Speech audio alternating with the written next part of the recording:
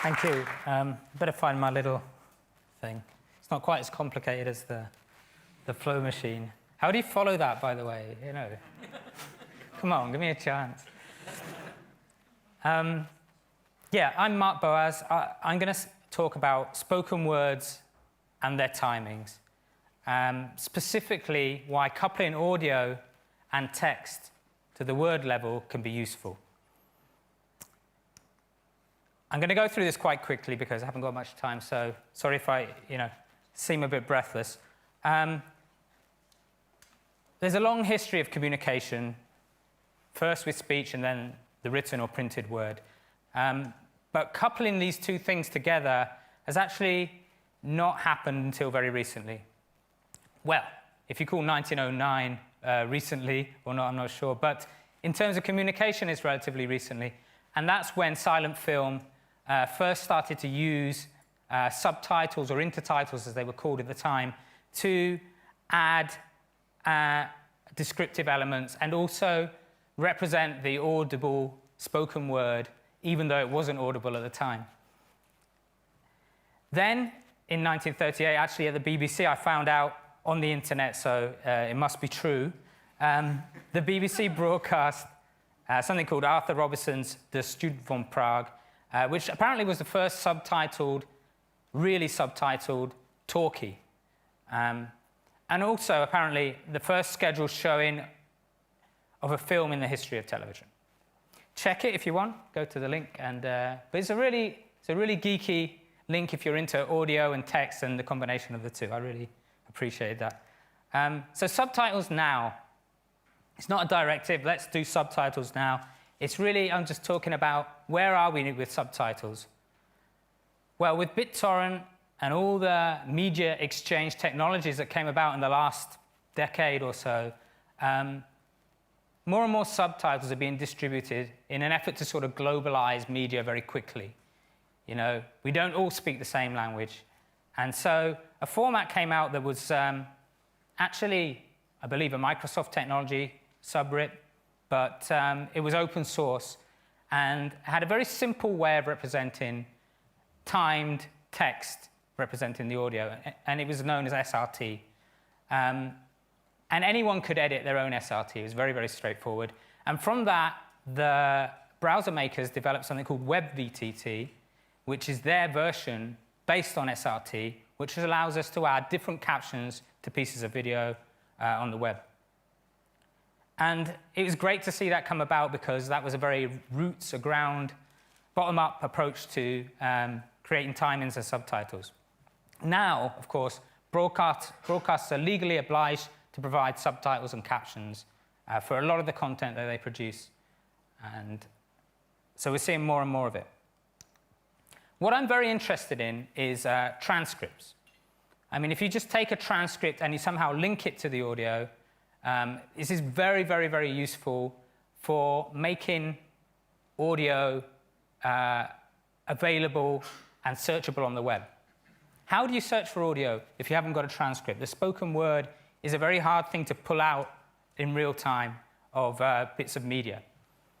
Of course, transcripts work best for audio. You don't want your attention distracted too much. If you're reading and listening, that's the best combination. If you're trying to view something, you might want to use subtitles. So it's a great way of consuming spoken content, also without having to listen. If you have a transcript, you can just get a good idea of what that content's about. So transcripts immediately make things accessible, so not just for, so for people who are deaf and hard of hearing can be very, very useful, but they also make it discoverable. And by discoverable, I mean that search engines can then pick it up. You know, we talk a lot about podcasts. A podcast without a transcript now can be shared in some ways, but it's easier if you have a transcript with it. Searchable within, if you're looking for a specific occurrence of a word or phrase, you can search within a transcript. So transcripts can be very powerful on their own. But what's missing from that? Well, word-level timings are my particular fascination. I think, subtitles are cool, but they're not word-level timings. But I think that level of granularity can be amazing. It can really free you up to do a lot of different things. Not only is it then accessible, discoverable, and searchable, but it's navigable, if that's a word, that you can easily get the idea of content by scrolling through a transcript. And if it's linked by word-level timings to the actual piece of audio or video, you could then click on the word or press the word and go directly to that piece of content. So it's very useful to be able to go through stuff and get an idea of what the representation of what that content is. Actually, also, if you have word-level timings, you can share things much more accurately. I don't know if anybody's kind of tried to share audio and video on the web, or in general. It's kind of go to this video and kind of scrub to this point, 2 minutes 32, and press the play button, and then it will carry on going past the bit you were interested in anyway. You know, if you make it shareable, if you've got word-level timings and you make it shareable through word-level timings, you can imagine that you could tweet out a link that says, you highlight a piece of text perhaps, and we'll go through this and see this, and click tweet. Straight away, that text goes into a Twitter box with a link to that exact specific point where the audio occurs, and then it can start playing the audio from that point and stop when those words are finished. Now, for things like podcasts, this could be, you know, a great way of sharing that little bit that you are specifically interested in. And also, the last thing, for me anyway, is to make things editable. Once you have transcripts, word-level transcripts linked closely to the audio, you can start editing from the transcript. You can start copying and pasting, moving stuff about, and it becomes just so much easier to edit spoken word content than using some sort of scrubber to find the bit you're interested in, and then kind of, you know, everyone knows those audio and video tools, or looking at the audio wave and trying to figure out, where does that bit actually happen? So Hyperaudio as a project, it's a kind of an umbrella term. I kind of inherited it. I didn't invent it, but I think it's a great term. If you think about hypertext, you know, Hyperaudio kind of conveys the next level of audio, a type of audio that has been woven into the web. You know, audio and video now, it's just starting to change, but it was traditionally just a black box. Like, how do you get in there? How do you expose that? How do you search? How do you do all these things? Hyperaudio was meant to be an antidote to that. It was meant to be something that deeply ingrained audio into the web. So it basically means scripts and audio, transcripts and audio tightly coupled. So I'm going to show you one of the first demos that we did, which involves an interactive transcript or a hypertranscript, which we did for WNYC's program Radiolab, which I don't know how many people have heard of Radiolab here? It's really amazing what they can do with audio. It's fantastic. And we were lucky enough to work with Mozilla to be commissioned to make this piece. And this is actually 4 years ago. And we managed to use SoundCloud as a content management system, which is like bizarre. You know, we use the commenting system of the SoundCloud to do that. So if we can just play that, we'll have a look at that. I'm Robert Krulwich. This is Radiolab, and today we are desperately seeking symmetry. And thus far we are failing Desperately. symmetry, you know, is really about Love. No. This is Radiolab, Clicking on and the words today and we going are directly to that desperately part. seeking symmetry. And thus far we are failing Desperately. And these photos are coming up because they're on the timeline. whole approach, because symmetry, you know, is really about Love. No. And in the background, you can see what we call a word river, where we use the timings and present them in a slightly different way. When they're flipped around or turned or rotated, and this is where it gets really interesting. So that was the first thing we did. And that was kind of exciting, you know. We've got the word timing. Sounds kind of geeky, but look, we're doing something interesting with it.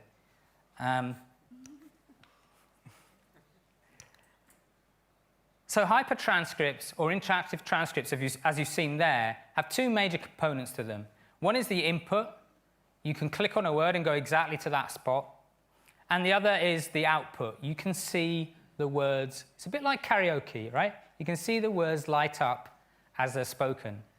And this can be a great help. We got a lot of great feedback from people who were hard of hearing. They just said, or deaf, and they said, this brings it out to us. Usually we just read the transcript, but seeing the timings is given us something else.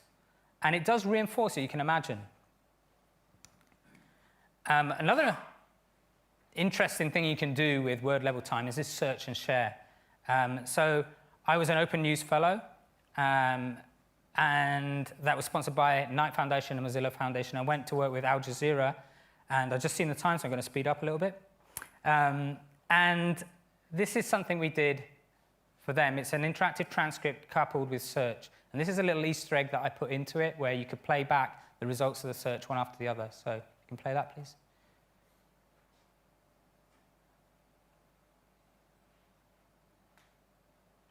So I just reloaded it here. Economy going. Economy. It's not. The economy was on the verge. An economy that is economy, and it will be good for the economy.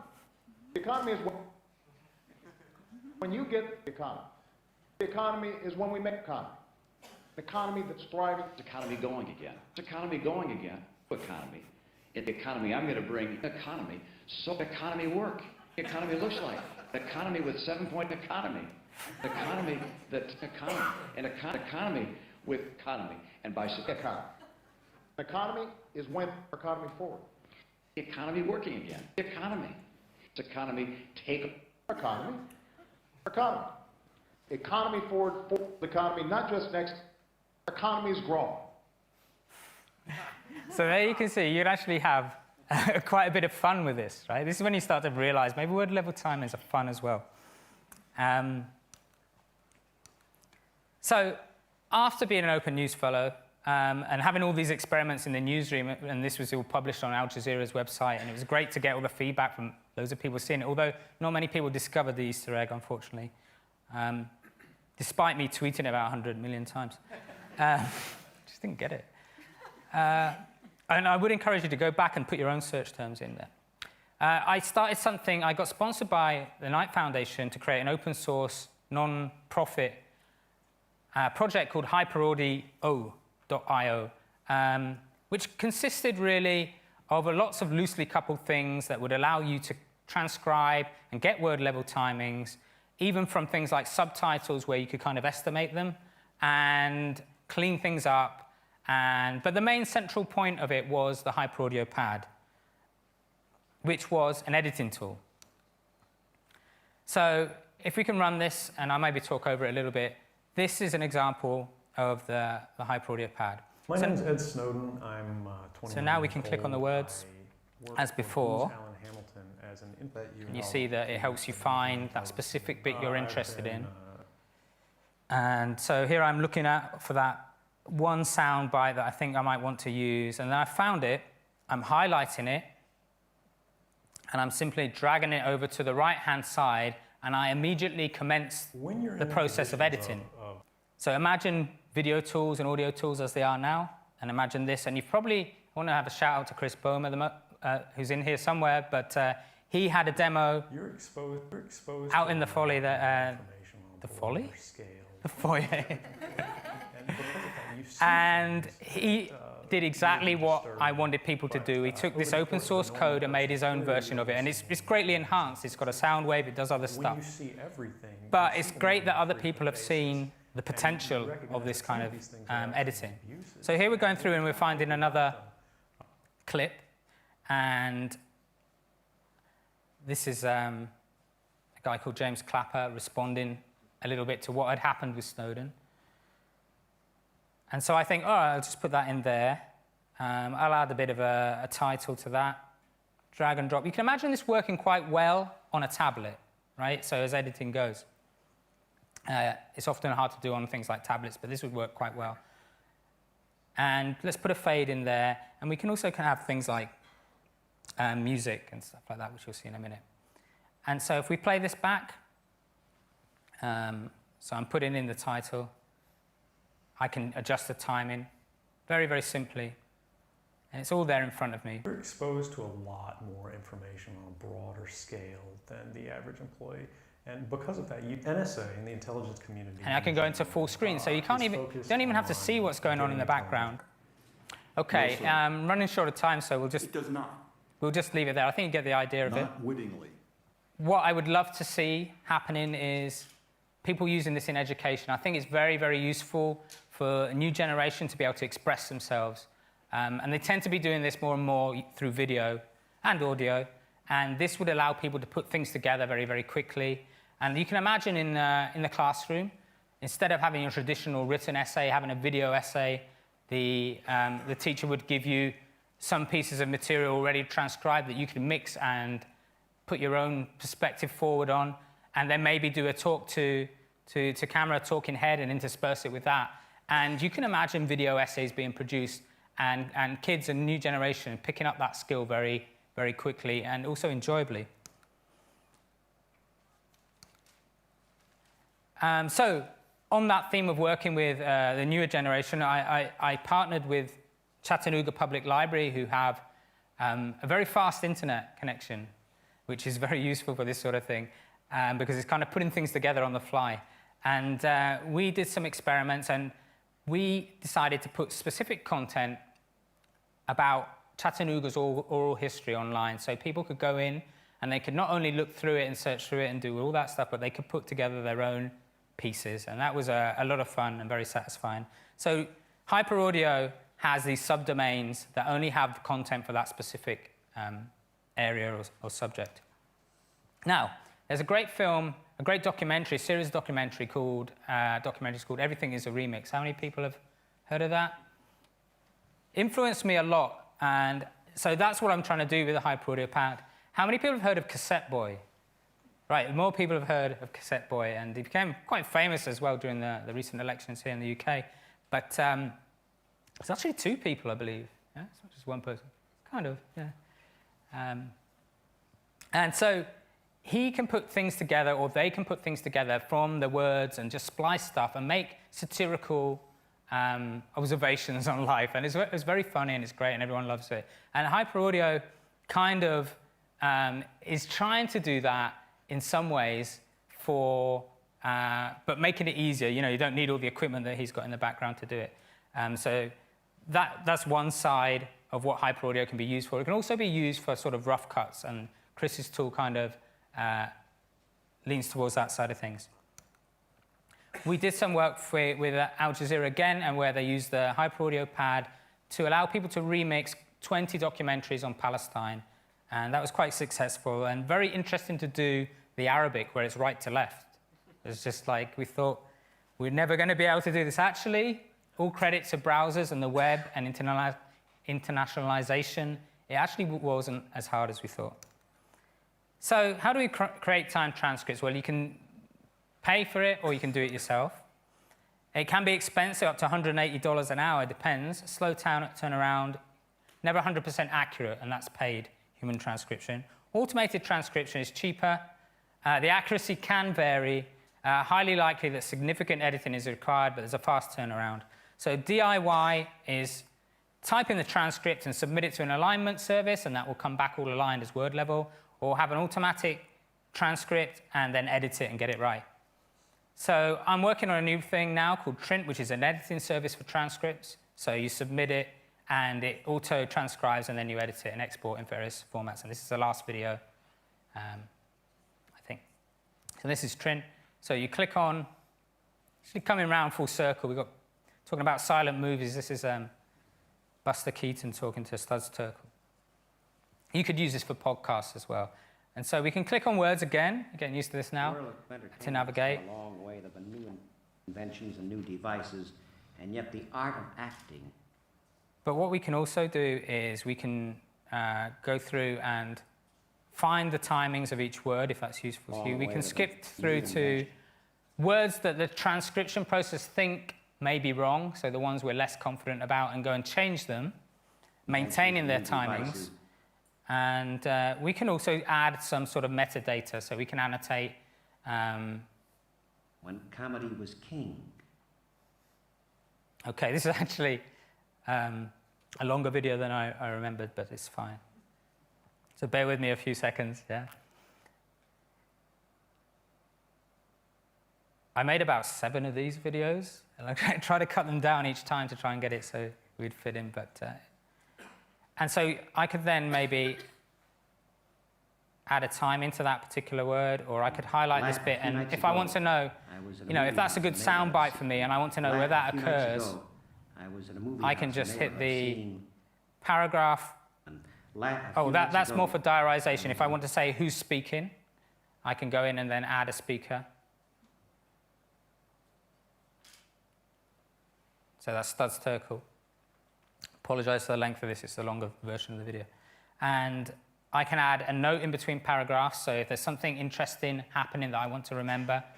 And we can export in various formats. We could export as a Word document, which surprisingly a lot of people want. They just want that to work with later on with their professional video editing suite.